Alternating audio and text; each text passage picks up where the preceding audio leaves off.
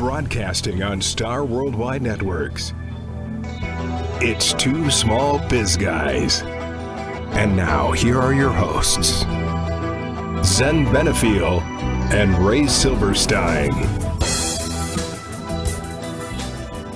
And welcome to Two Small Biz Guys. I'm one guy, and over there's the other guy. I'm the other guy, Ray Silverstein. So a super day in Phoenix as usual, or actually Scottsdale, scratch that. Oh, yeah. And today is such gorgeous. an exciting day. Y'all ought to be envious. You're envious because you want to be outside? outside? No, I say y'all ought to be. I'm here. I don't have to be envious. Oh, okay. Well, you're not envious. You're just jealous. I'm just zen. You're zen. Okay. Yeah, I am. I'm going to ask you about the stars and the moon then. Oh, that got you quiet.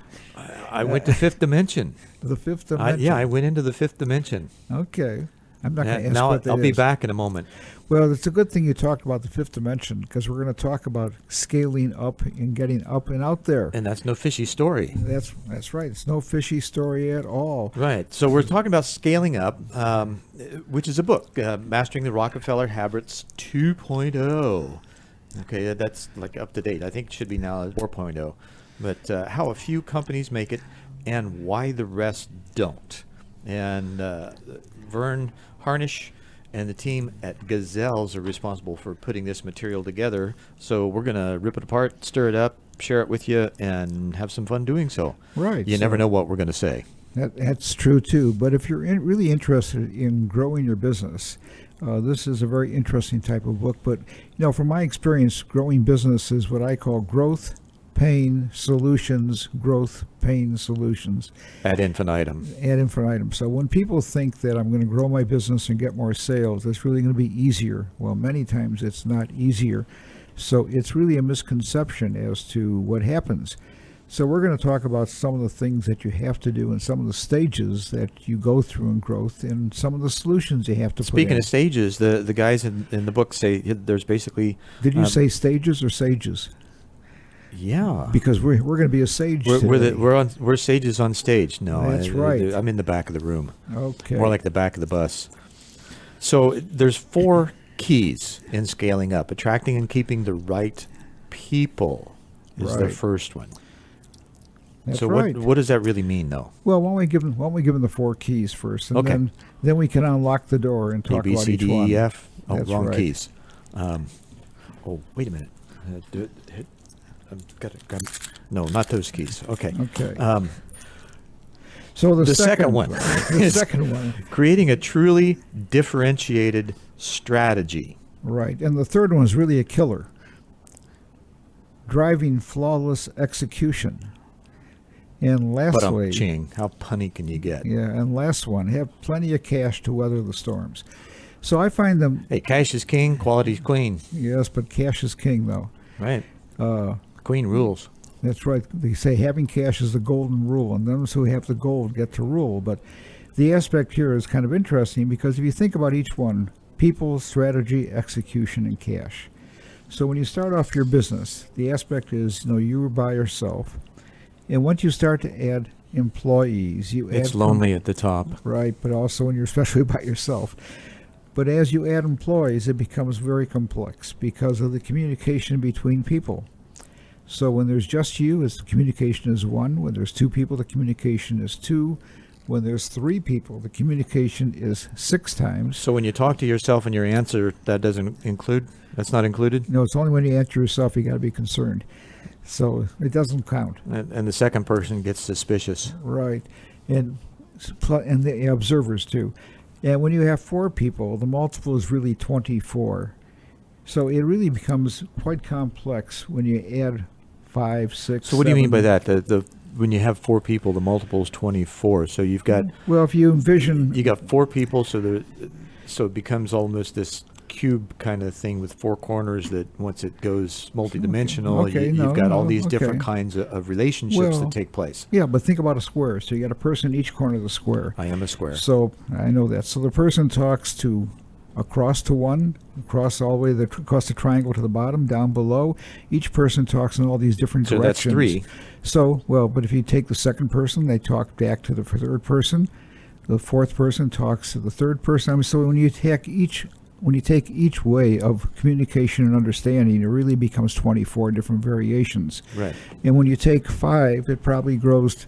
I have to work on mathematically, but it probably gets to about 50 or 60. This grows exponentially. So what happens is it becomes very confusing, or has I'm the confused aspect. already. I know that. So it has the aspect of complexity. But I find what is interesting.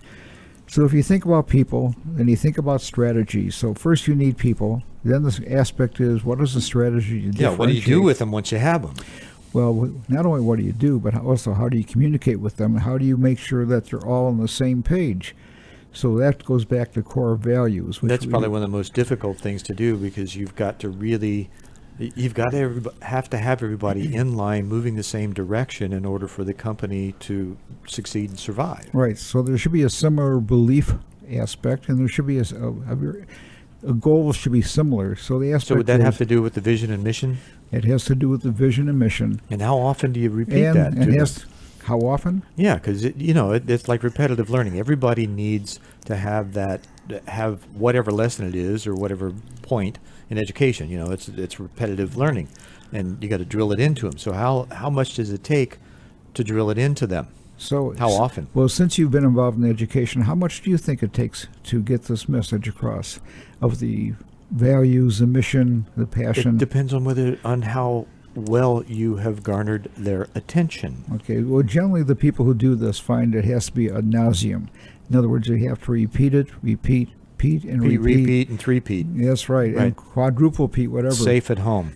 And then what you'd have to do is you have to tie the goals into your mission and vision. So it gets repeated again. But the aspect is, so now that you have this, then the question is, how is the execution to really accomplish this? How do you get her done? Yeah, how do you get it done? And the execution could be both internal and external as to how you're going to go out and sell, how you create the marketing plan, how you create the implementation of the service or the product that you're having, how do you maintain the quality, all these aspects. So, and lastly comes the critical We got a lot of part. aspects, you know what? Aspects. I mean, you like aspect of put on food. Yeah.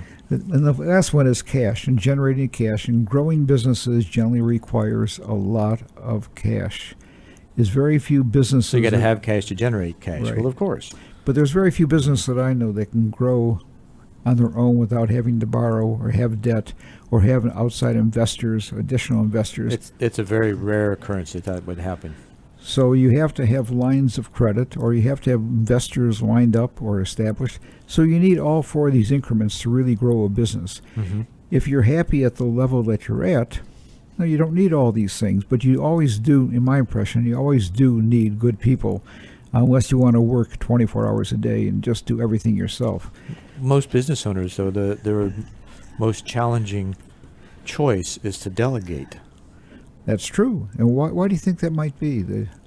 Well, you lose control, or you perceive that you do, because you know that somebody that you hire or delegate to is not going to do the job like you would. And oftentimes there's a level of trust that, the circle of trust, okay? Yeah. It isn't complete yet. So Well- there's this desire to hang on to the reins and to do everything the way you would do them, and so you get caught doing, and you lose sight of where you're going because you're too busy in the short-term tunnel vision. Yeah, I agree. I fully agree with that people have a concern that they're not going to do it as well as they can do it. There's also the aspect of risk, and the question is, if I delegate, how much can they screw this up? Well, And- that's where it goes to is I don't know if I can trust these people to do it like I want it done. Okay, so one of the discussions we talk about Therein is the risk. in delegation and risk is how much risk are you willing to give up? So when you say that an error might What's be, it going to cost me? what's it going to cost me? Right. So is it going to cost me $100? And it cost me $100,000. So if I'm dealing with a big customer and somebody screws that up, that can be a very big loss. Right. But the same thing is true in delegation of But if responsibility. you need to hire somebody to do data entry that you don't have time for, and you pay them $100 or a couple $100, that's a much less risky Right. business. Right, but think about the other aspect that you hire someone to. We're not going to go sliding across the That's floor. right. But think about it also, socks either. I'm supervising people. So right now the people are reporting to me, and if I have someone else have these people report to someone else, I'm taking a risk in that delegation, because they may not handle them the same way. They may not have the same values of the business. So there's always this question of risk as you talk about it. But if you're going to grow the business, you have to have people have the ability to have delegation. And also the other aspect is when you get farther down the growth curve, you have to get outside the business, because you need observation of what's really going on in the world. What are the trends? What is the technology that's coming down the pike that's really might help you or hurt you? Which gets into the SWOT. Which gets into the SWOT analysis. Not that you're swatting at flies or anything, but you have to do your strengths, weaknesses, opportunities, and threats, right, and trends. And that's if you go to TT, but the aspect is the OT, or the end of the SWOT analysis. Teetotaler either. That's right. We're not talking about DDT either.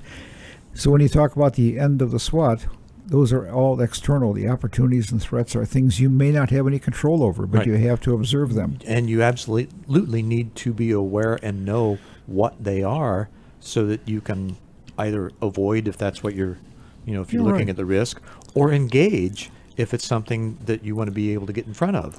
So the aspect is that in running a business or in growing a business, I think if you really want to grow it, you have to have key people who are really good.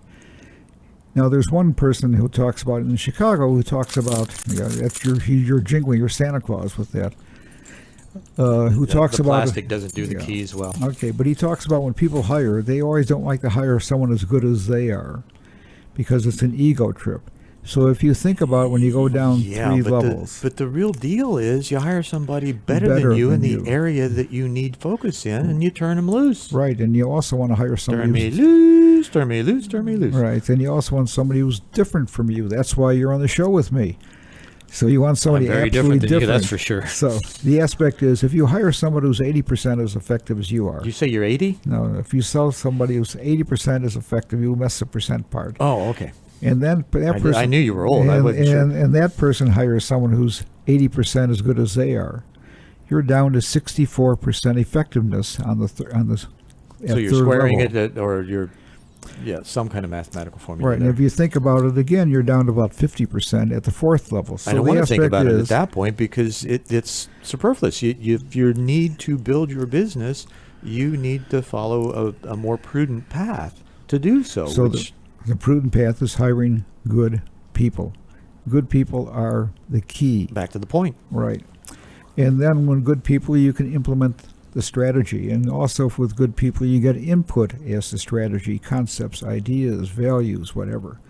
And from right, because everybody's going to have a different view. And if you've done your job to get them on the same page, they're supportive of the mission and vision, and they're looking out for ways to improve, provided that you set up the foundation to encourage that. Right. Some leaders of companies don't necessarily want their employees to offer things up because it rocks the boat. They got their idea, they're headed down this way, and they really don't care about any input. Well, it's okay. They won't rock the boat. It'll just sink. But the premise is you want people to go towards the same goal, because one of the lines is, if 2 of us think alike, they don't need 1 of us. Right. So you want different thoughts and different observations. So with different thoughts, we will be back. It's a good thing we're so divergent. That's right, divergent. And speaking of divergent, we're going to diverge for just a moment, break for some commercials, and we'll be right back with you. Thanks for listening to Tuba Small Biz Guys. 2 Small Biz Guys with Zen and Ray. We'll be back after this. The digital world is vast. Is it working for you? Would you like some qualified help? Zen Benefiel is a wonder with social media who leads focused and organized workshops on multiple platforms like Facebook, Google+, and LinkedIn. He leads by example, not theory, and teaches you how to live large and lively on the web. From blogs to SEO, his web presence speaks for itself. Take advantage of his expertise. Visit BeTheDream.com and click on Web Wizardry. Hire him while you can. Are you a small business owner looking for education and information and don't have time for school? Is there an area of your business you'd like to know more about but aren't sure where to go or who to ask? Practical Biz U is an online repository of small business courses now available to you on the web. There are single class options, bundles for specific areas, and monthly memberships for ongoing learning opportunities. Go to practicalbizu.com and sign up today.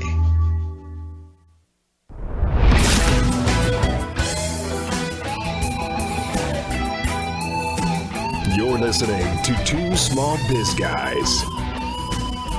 Now, back to your hosts, Zen Benefiel and Ray Silverstein. At least we hope you're listening to Two Small Biz Guys. Well, we know you're listening because you find great value here. We were talking last time about growing the business. Now we're going to talk about some of the barriers to growing the business.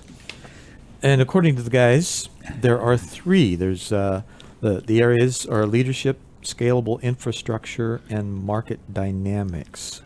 So what's that about? What's leadership?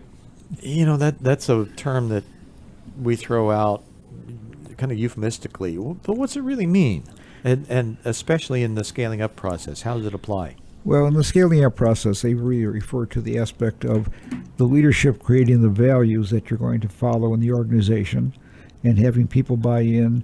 But they're also talking about the aspect of delegation, which we were talking about last time. Because you don't delegate, you can't generate additional leaders within the organization. Absolutely. They're all followers. And the other aspect, which people don't talk about a lot, is prediction.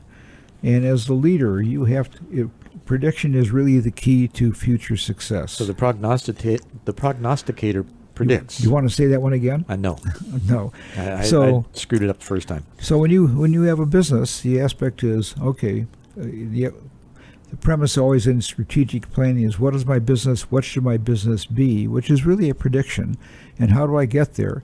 And then when you talk about what my business should be, what are the external impacts are going to impact it? From a market point of view, if you were in the construction business in 2005 or 2006, if you predicted the market was going to keep on going upward, you'd be broke in 2007 and 2008. Absolutely. So the aspect is what is really going on, and what do you project? And the same thing is true as how do you project technology, markets, market changes, and so forth. So that's why the delegation is important, because if you're doing it all yourself, you just don't get out. You can't see what the real world is like. You get stuck in your man cave, or your woman cave, as the case may be. Whatever. You get stuck in a cave. You get stuck in a cave, right. Right. Okay, the scalable infrastructure, it's interesting at different times of the business when you have like 1 to 10 people. At that time, you're really interested in getting sales, getting business. Then you start to get all the business, but you don't have the infrastructure, the processes, the procedures to really implement. Some would call that the capacity. Well, you could.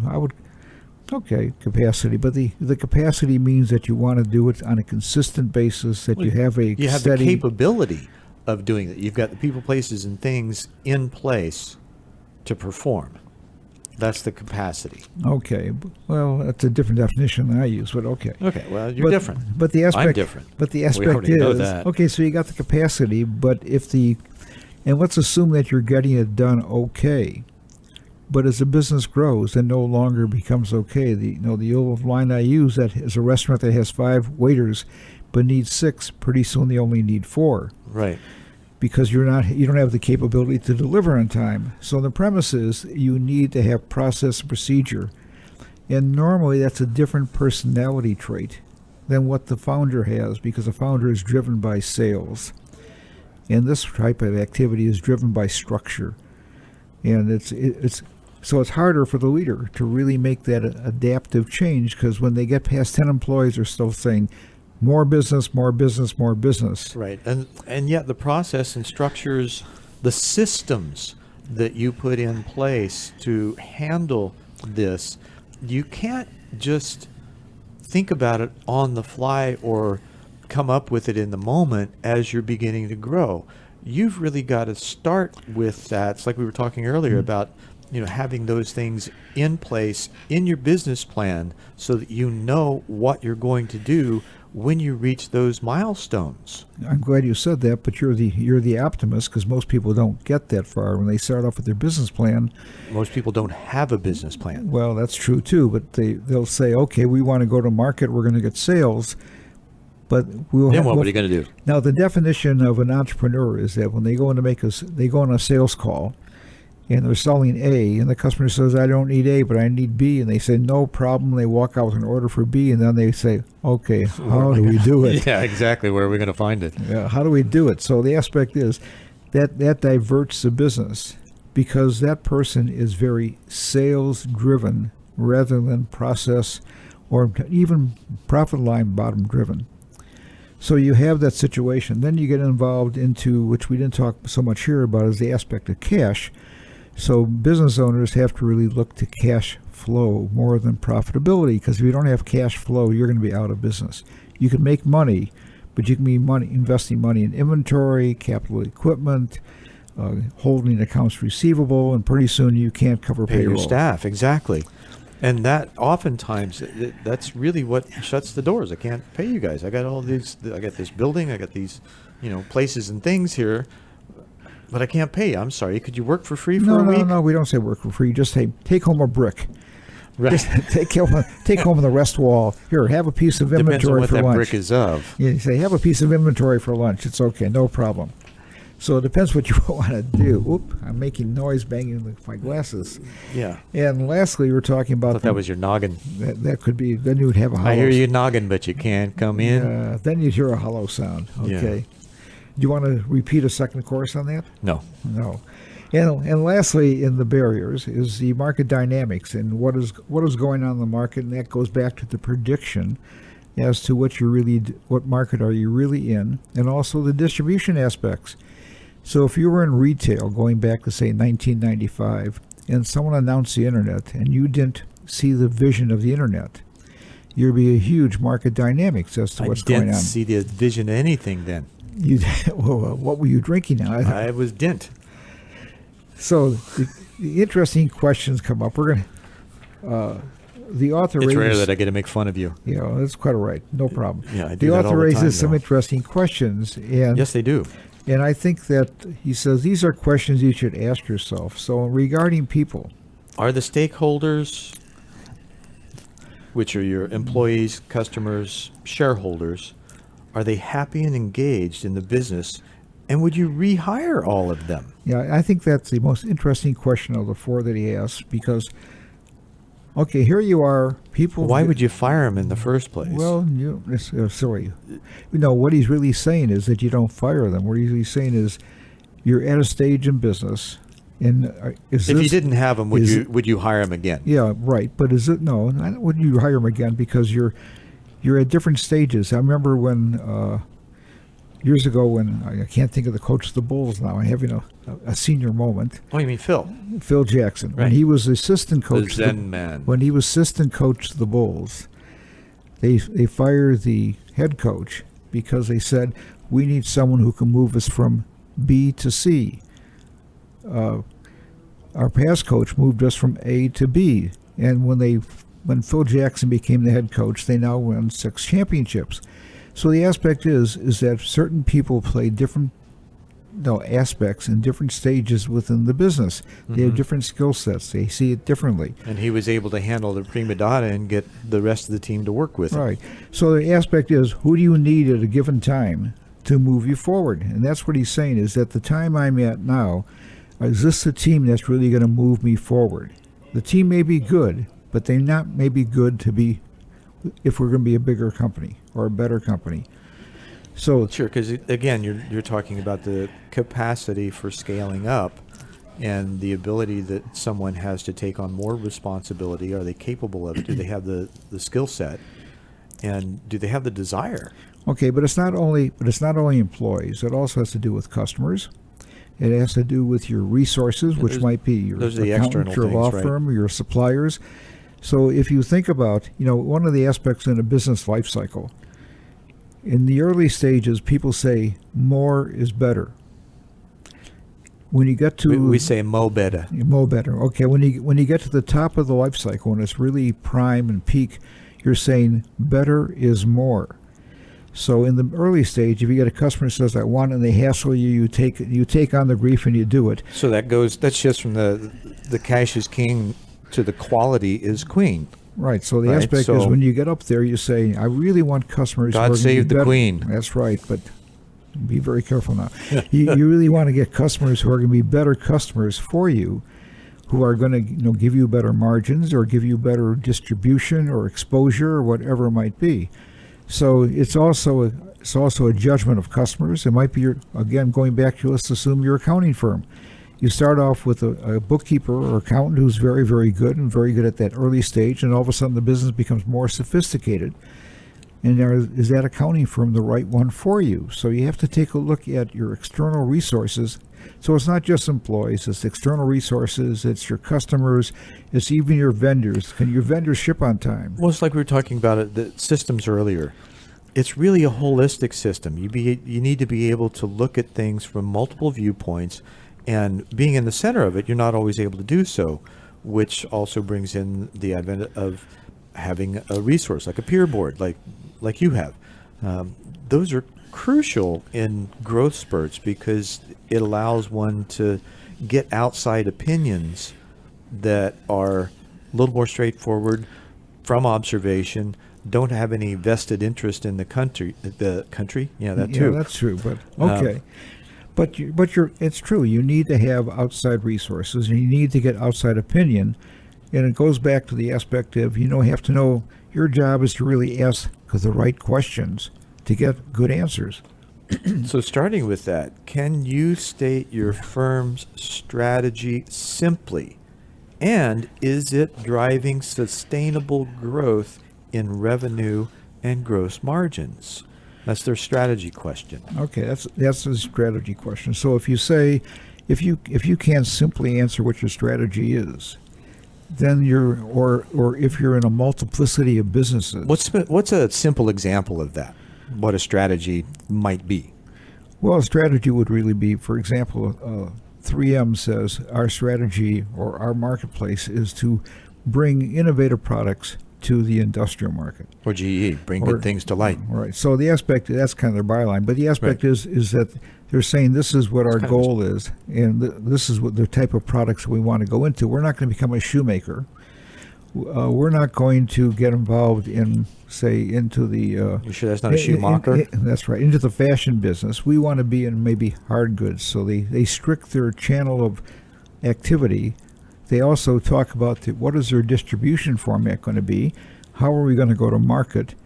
So they're talking about all the aspects of the business. And you also have to revisit those to see whether those strategies still tie into the market dynamics at the time. So what's the best strategy for addressing those things? Quarterly, monthly, semi-annually? Well, okay, I think those are really part of the strategic plan, but normally people do that maybe once a year, once every 2 or 3 years. But the aspect is you have to take a look. Even in the fast growth phases? Yeah, but even in the fast growth phase, you have to take a look at every month to see if you're on target as to your goals. And if the question is if you aren't, why aren't you? What is going on out there? Mm-hmm. Is the environment changed? No. So the aspect is every time you take a look at this, you're also reinforcing your discussion of the goals, reinforcing the vision, reinforcing the strategy, so that the delegation of people is that they understand where you're going, so therefore they operate within those confines. So it's all about the execution plan, is what you're saying. It's all about the execution plan, which takes us into question number 3. And after this short break, you might find out what it is, only if you listen. Take us out, Ray. Two Small Biz Guys with Zen and Ray. We'll be back after this. Business owners want to call their own shots, make appropriate income, and control their destiny. Our passion is to help you achieve your goals. A Pro Peer Advisory Board is just the thing. It's a confidential monthly meeting of non-competitive owners facilitated by a pro who has walked in your shoes. He's your mentor and tormentor, moving you ahead. When you have issues or opportunities keeping you awake, where do you get help? Pro Boards give support and non-biased feedback from your peers. To sample a free Pro President's board meeting, email ray@propres.com. There's no commitment or charge. Email ray@propres.com. Hi, I'm Zen Benefiel with Be the Dream Transformational Life Coaching and Professional Services at BeTheDream.com. Our mission? To provide leading-edge transformational personal and business development services. Our services include life coaching, enterprise coaching, partnering facilitations, and possibilities coagulating. We've been in business since 1988. In times of massive change, you need someone who can help you adjust and transform. I can meet that challenge with you, offering a stellar skill set from serving individuals and companies for over 20 years. I invite you to peruse BeTheDream.com and put me to the test. Fill out the coaching assessment survey and give me a call. The first call is free, and you can find out if I'm what you are looking for in a coach, consultant, or service provider. Call 480-633-7179. Let your dreams mold future realities. BeTheDream.com.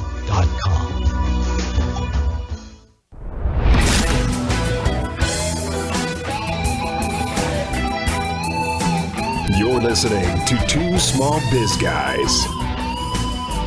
Now, back to your hosts, Zen Benefiel and Ray Silverstein.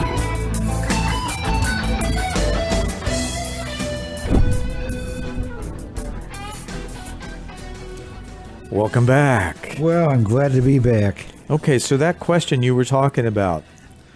Well, shoot, About shoot it to me. Well, no, you're going to shoot it to me. Execution. So, are all the... Actually, we're going to shoot it to them. We're not going to Okay. shoot anybody. That's right. Yeah, we're all life's sacred. Okay, are all No shooting. processes running without drama and driving industry leading in profitability? So, are you leading the industry in profitability percentages, and you have drama in the business? In other words, are you a drama queen? Are things always coming up? Are you always putting out fires? So that's what in the corporate world we would call crisis management. You're always running around putting fires out, which means you never really get the opportunity to lead. Well, you're leading, but the aspect is that When you're busy trying to put fires out, you're not really leading. You're doing damage control. you're the leading fire putter outer. Yeah. I'd rather start fires than put them out. I know you that. I know that. So with the aspect here, you got. Now I'm talking like you. With the aspect, I didn't know about. I thought your diction improved quite a bit. It has. Just wait. It'll improve even more. So, needless drama is really something you want to eliminate from the organization. Some conflict is good. Some drama is good because it gets you to ask better questions about what's going on, and it may just be a matter of fine-tuning certain processes or systems that are slightly out of tune or out of alignment that just need a little bump here and there or a nudge. Well, I don't think they're referring to I was. the aspect of. I'm not them. I don't think it's referring to the difference of opinion. I think it's referring to, for example, are you shipping on time? Is the quality control? Well, really that's there? exactly what I was talking about. The systems, processes, places that aren't necessary. That's the drama that's occurring because things aren't happening in alignment with the mission and vision of the business and the throughput. Well, There's a bottleneck somewhere, Okay. according to. But the aspect is, which is also Gold rat. okay. But let's assume that there's no bottleneck, and everything's going smoothly. The drama is when you create change to make things even better, because change always causes a certain amount of conflict. So, Change. so you're oh, gonna, that's we don't You're gonna break into song again. Do we have we're to? frightened of change most of the time because we're addressing the unknown. So the unknown's always scary. So the aspect is, does change, Unless you're a risk taker so and then you does- dive into it. does change cause drama? Of course. So I think in that case you say, okay, we're willing to have that drama because we think the output of Now, the change. is drama a bad thing or a good thing? I think it or is it depends- just a thing? I think it depends upon the circumstance. If it's caused by ordinary activities, such as our quality is not up to par. Right. But if it's caused by the aspect that we want to improve our quality or we want to improve our throughput, or whatever it might be, and therefore there's a learning curve, and there's the implementation of new systems. That's a certain amount of drama, and what you find is as the business scales or as it grows, your systems and procedures which worked in stage 1 may not work in stage 2, and probably don't work in stage 3. So you always have these, this change is always going on. So I think there's a certain amount of drama, but it's, if your ordinary activity if you have problems where you're working 18 hours a day just to take care of customers, something's wrong. That's the drama. No, are there, from your experience, because you've been at that level, you've run companies that had thousands of employees, and so you've watched that process from beginning to end. When you're at the working too many hours, do you hire more people? Do you retrain the ones that you have? Do you add more equipment? Or could it be a variety of things that need to be addressed in order to reduce the hours? Well, generally it's a variety of matters to do it, but the aspect is what normally people do is they throw more people at it to solve the problem. And generally I found when you throw more people at it initially... I don't wish you problems, I wish you more people. That's right, but when you throw more people at it, all of a sudden it doesn't seem to work. You become more inefficient. So the aspect is... Depends on the kind of people you throw at, I guess, because then they create the drama from the argument about what to do and how to do it. But you really have to go back and say, okay, what is the cause? And not put Band-Aids on, but start really solving what is the major cause of the difficulty. And sometimes it might be just too much business that comes in at one time. And you have to get really objective about that. You can't soft sell or soft pedal anything. You've got to take a hard look in the mirror and be honest. Right, but also that goes back to prediction. Right. Because if you're scaling up on a certain level and you haven't predicted the demand properly, you won't have the capability or to do the execution. Then you need to go join a 900 line. 900 line. Yeah, that's those psychics that get paid for Oh. predictions. So you say, can I talk to Zen? Is that it? No. No, I never go there. Okay. It is, things are as they are, and you create the future by how you address it. Okay, well, that's reasonable. I would think that's, I agree Well, that's with kind of that. what we're talking about in the scaling up process. You look at things, for instance, the next question, do you have consistent sources of cash, ideally generated internally, to fuel the growth of your business? Well, that's a very practical aspect of growing your business. You're generating the cash that helps you grow. And if you've got to go outside to get it, that could be a good thing.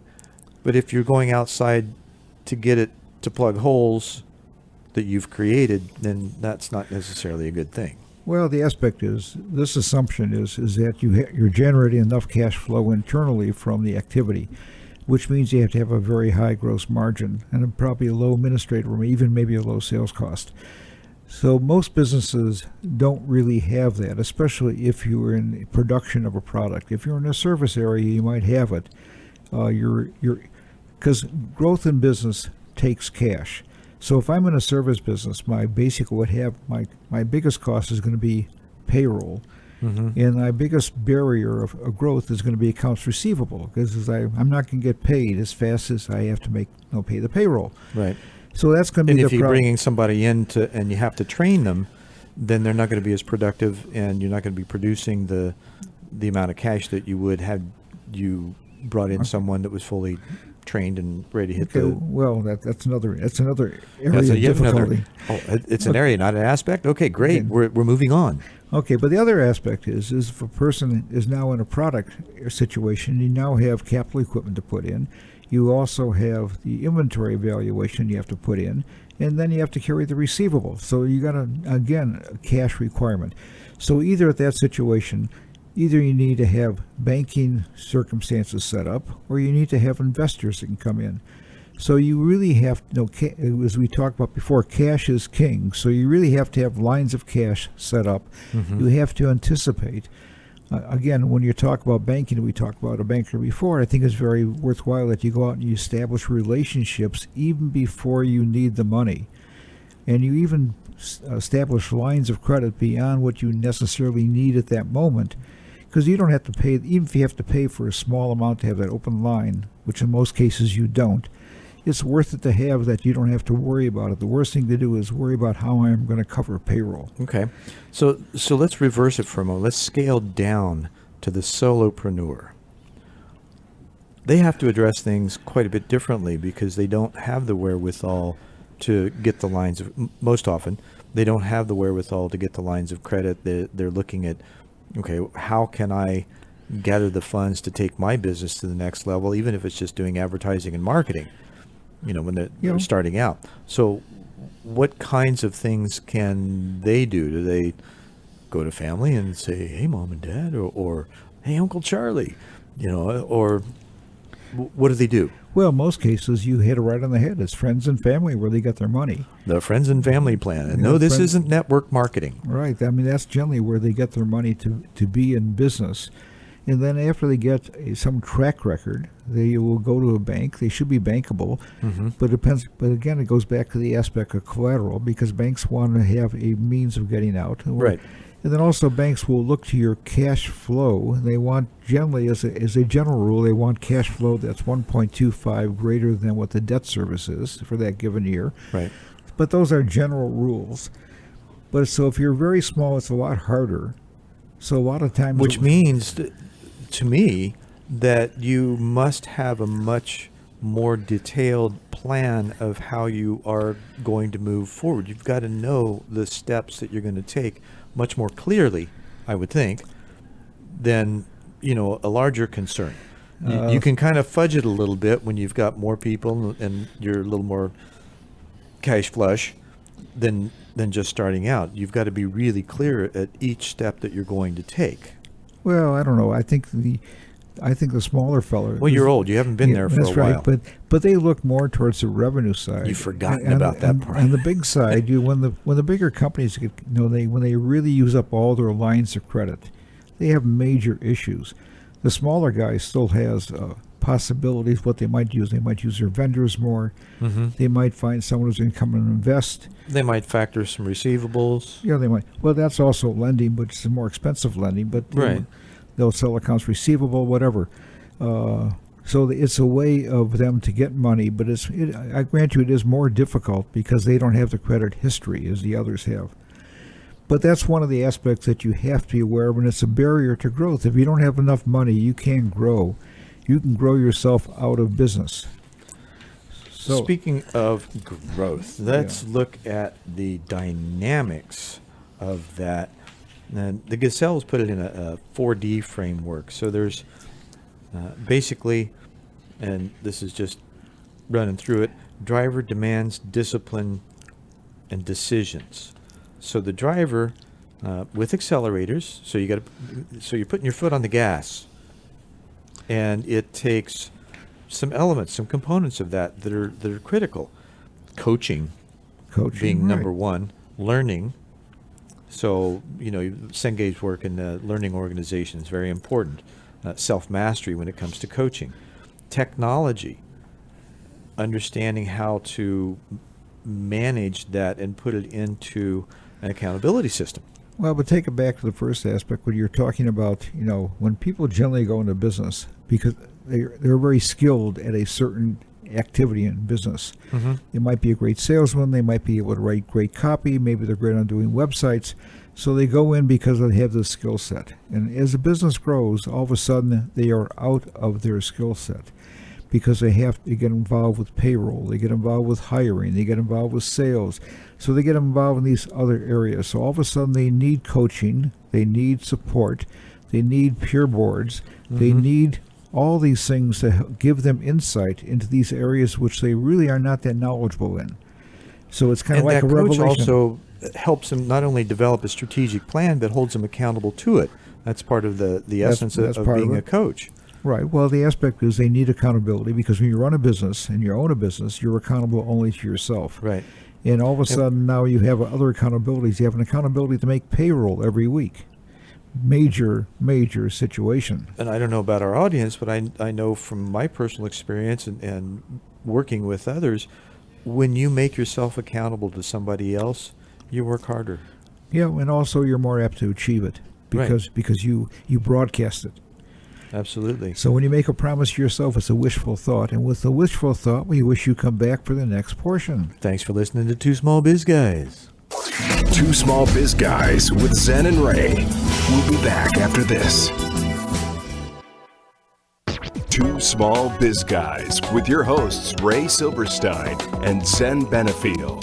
Live every Wednesday at noon on StarWorldWideNetworks.com. Ray and Zen offer more than 60 years of combined experience across a range of small business environments. The core competencies of small business development includes leadership, management, and strategic planning, among other things.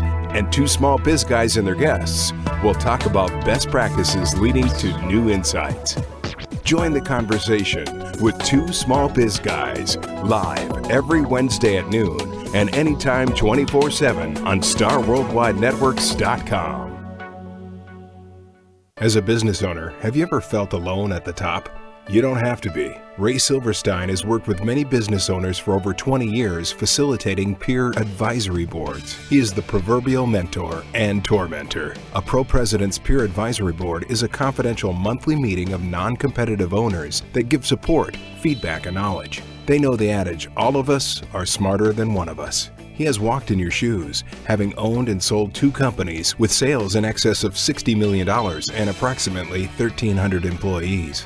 In Young President's organization, he participated in peer advisory boards and felt it was a key to his success. His passion is to help small business owners succeed. He knows peer boards work when you are open, don't feel like you know it all, are willing to put issues on the table, and willing to take criticism. Be his guest at a Pro Advisory Board meeting to see if it works for you. There's no commitment to join, and you'll have a great experience. To sample a free Pro Business Owner Peer Board, email ray@proprez.com. That's ray@proprez.com. There's no commitment or charge.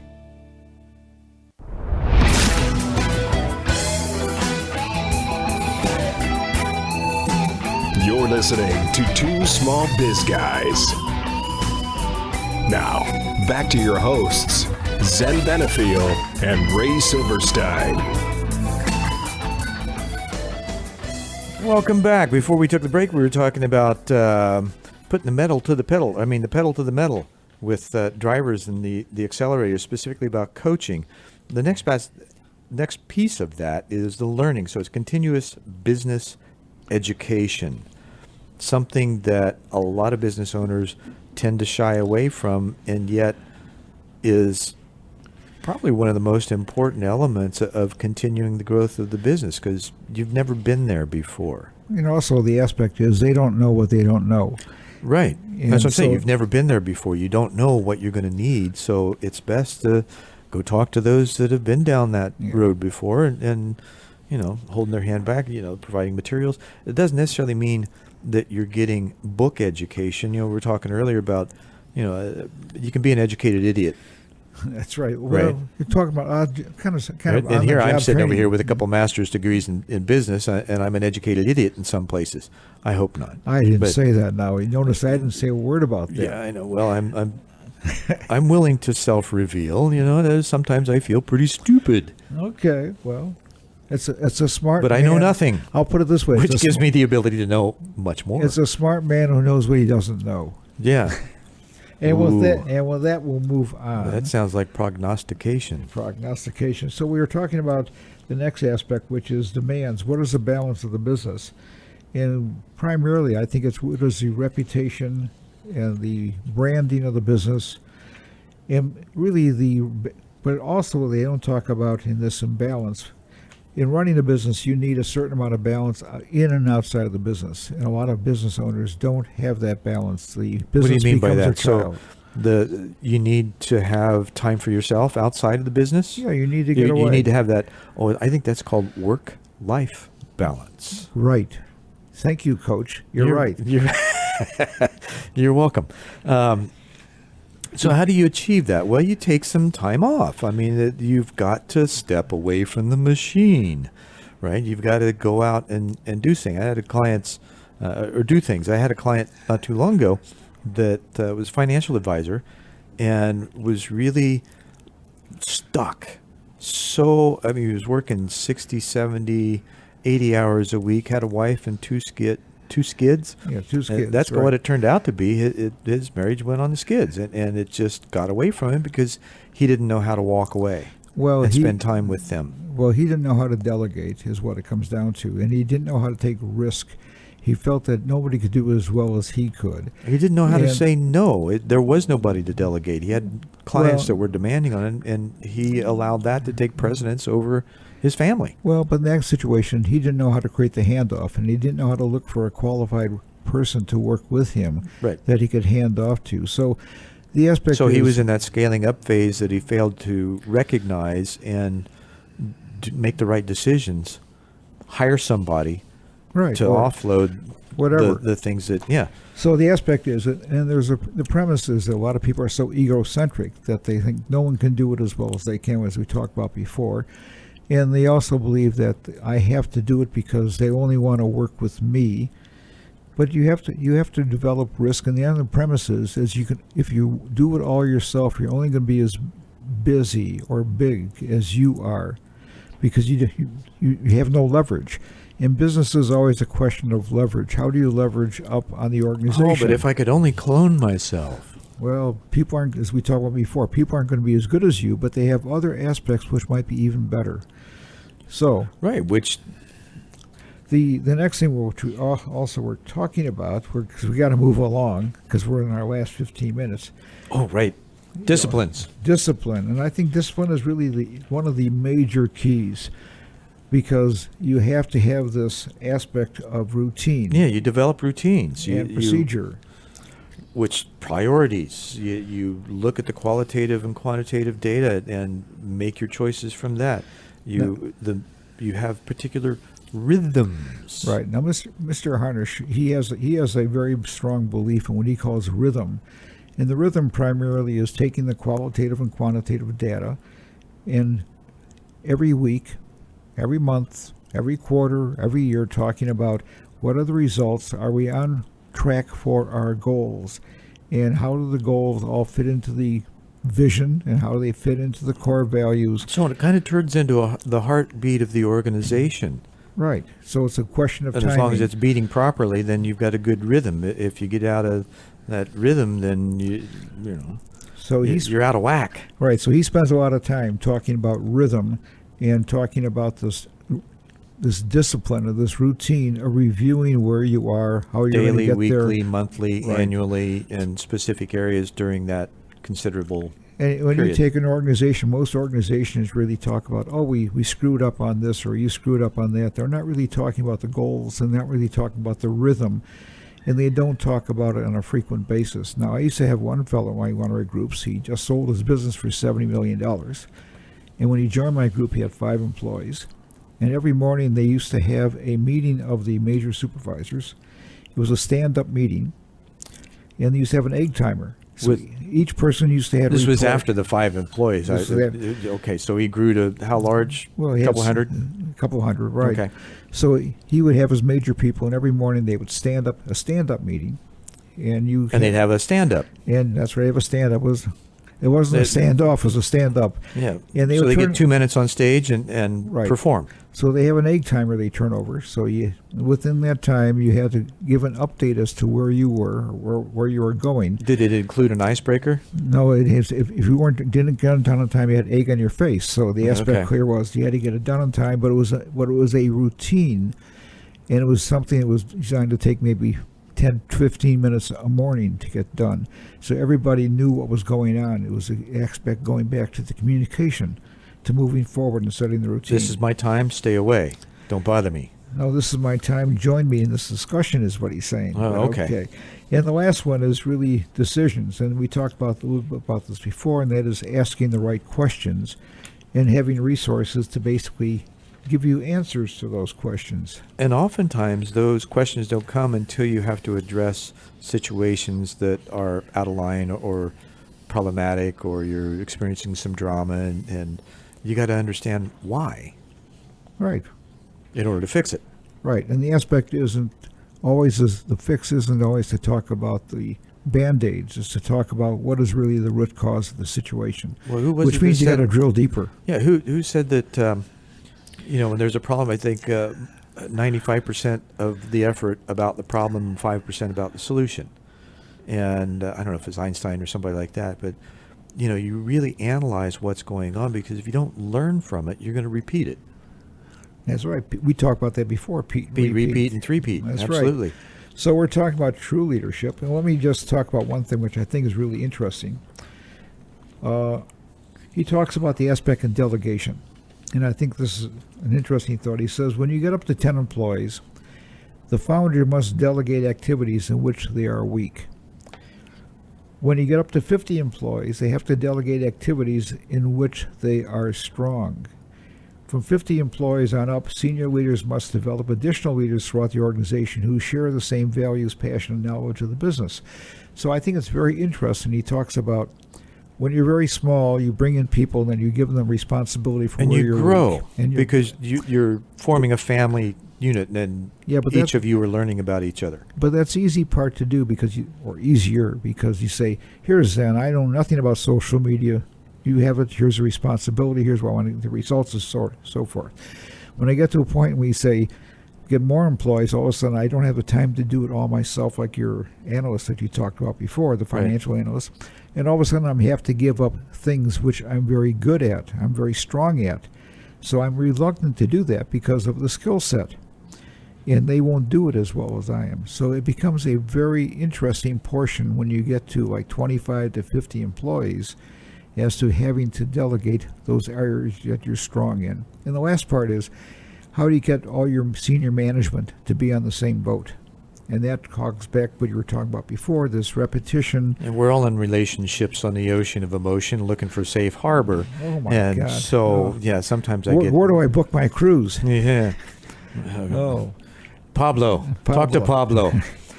So we're all in this ocean of emotion. Is that it? What's that you said? That's it. And which is what we're all on when we're working together as human beings, communicating, learning how to work together to not only cooperate but to collaborate, growing the business.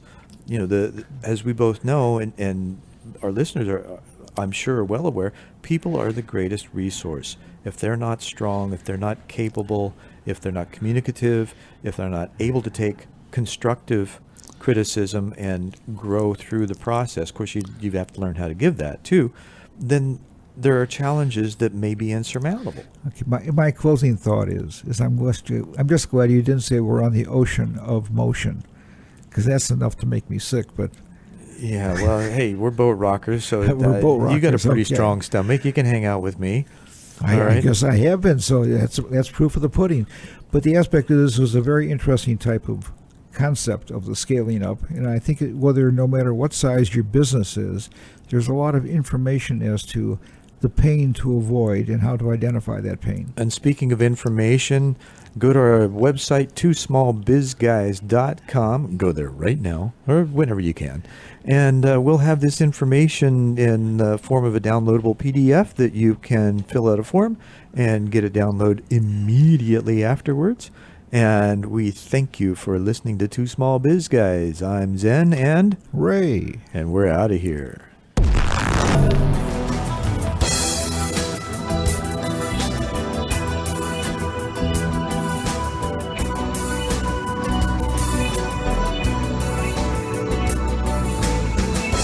Thank you for listening to Two Small Biz Guys with Zen Benefiel and Ray Silverstein. You can hear Two Small Biz Guys live every Wednesday at noon, or catch their show on demand anytime 24/7 right here on StarWorldWideNetworks.com.